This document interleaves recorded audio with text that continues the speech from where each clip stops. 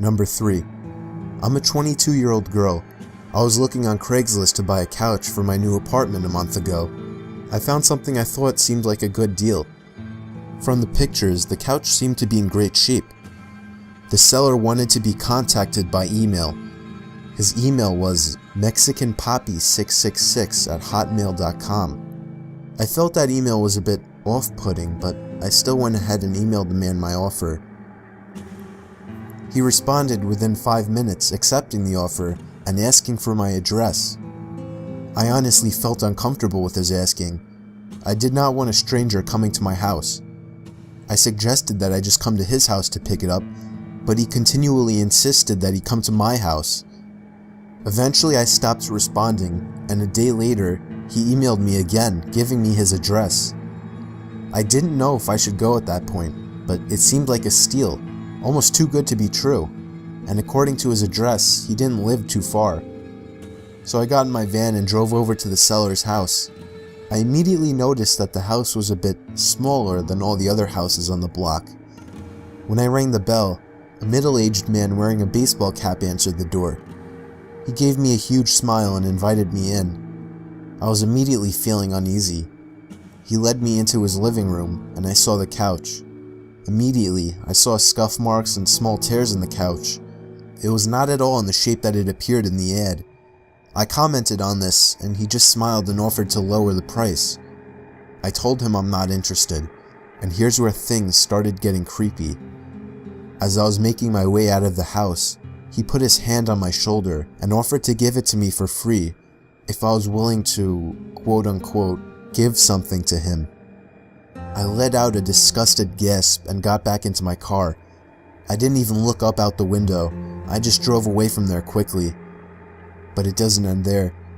That same night, I was laying in my bed watching TV when I thought I heard somebody stomping up the steps of my porch. I muted the TV and was able to clearly hear the sound of somebody fiddling with my front doorknob. I jumped out of my bed and tiptoed over to the front door to look through the peephole, but whoever it was already gone. And then, I thought I could hear the sound of the gate to the backyard opening and closing. That was when I grabbed the phone and dialed 911. Soon after, I heard the sound of somebody fiddling with the doorknob to the back door of the apartment. I yelled to whoever it was that the police were on their way, and after that, I heard the sound of the gate opening and closing again. They were gone. This was a month ago and nothing has happened since, but I still can't sleep at night. I'm 99% sure it was the man that was selling the couch.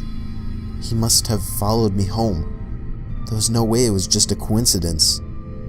I don't plan on using Craigslist anymore, and I'm still trying to find a new apartment. Number 2.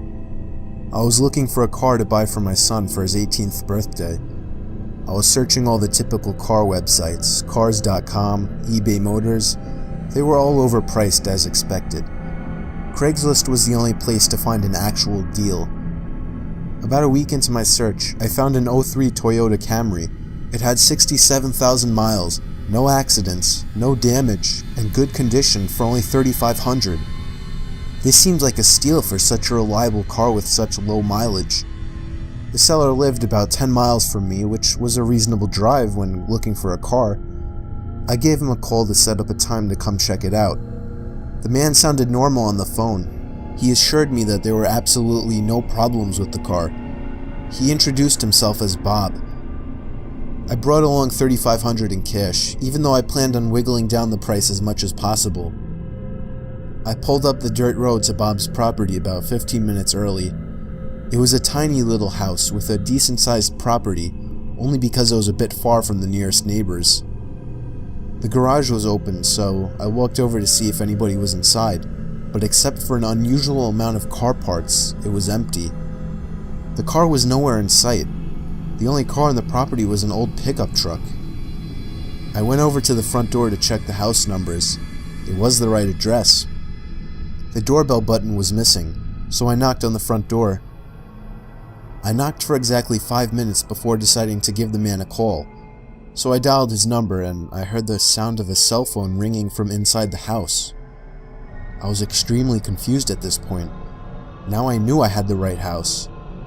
I didn't understand why, if he was home, why he wasn't answering. I decided I had to take a peek through one of the windows to see if anybody was inside. Peering through the glass, I couldn't really see much as it was pretty dark inside the house. I saw a very old-fashioned dining room set, but across from that, I saw somebody standing at the back door of the house, staring outside. I figured that must have been Bob, so I knocked on the window, but he didn't even move. There was no gate or anything to the backyard. It was just a wide open yard since this wasn't a rural area. I simply walked around the house to the backyard. I didn't understand how he couldn't hear me. When I got to the back door, I made a shocking realization. The figure standing by the door was a taxidermied human being.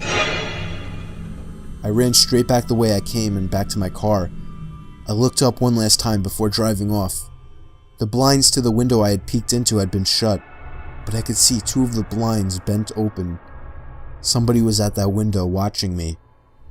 You can probably guess I had the gas pedal to the floor the whole way home. The whole situation still makes no sense. All the car parts, the fact that there was no Toyota Camry, the taxidermied human being. The fact that there was no car there leads me to believe that whoever that man wasn't planning on selling me anything.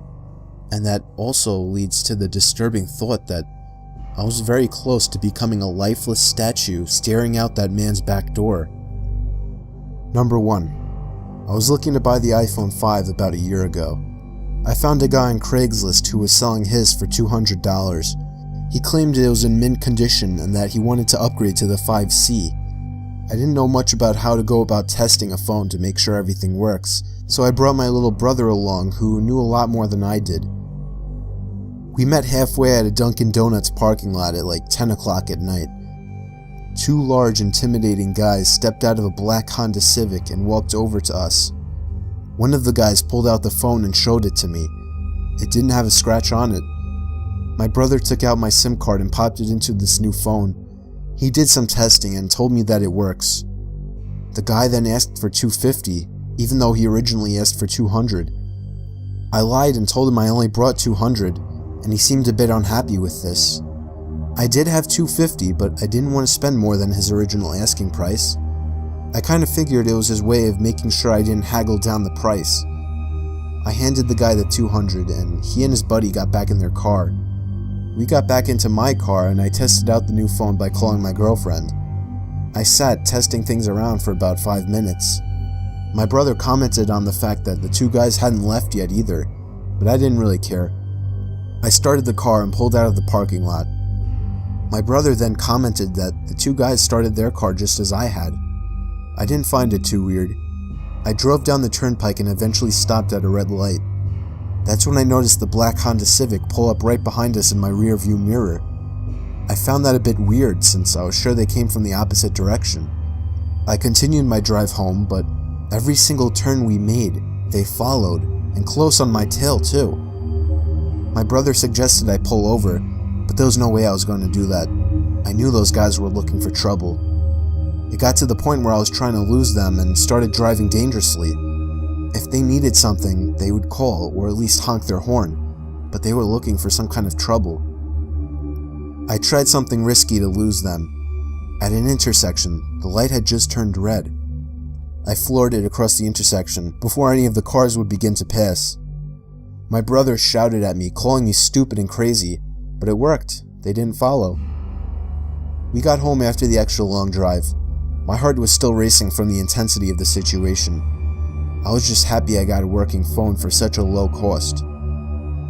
Later that night, I was playing around with the phone trying to set some things up before going to bed.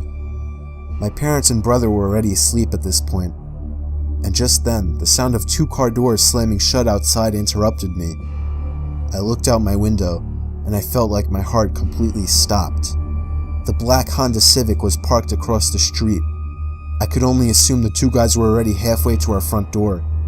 I immediately woke up my dad and explained everything as quickly as possible. He got up, grabbed a baseball bat, and crouched behind the front door. A loud knock came at the front door.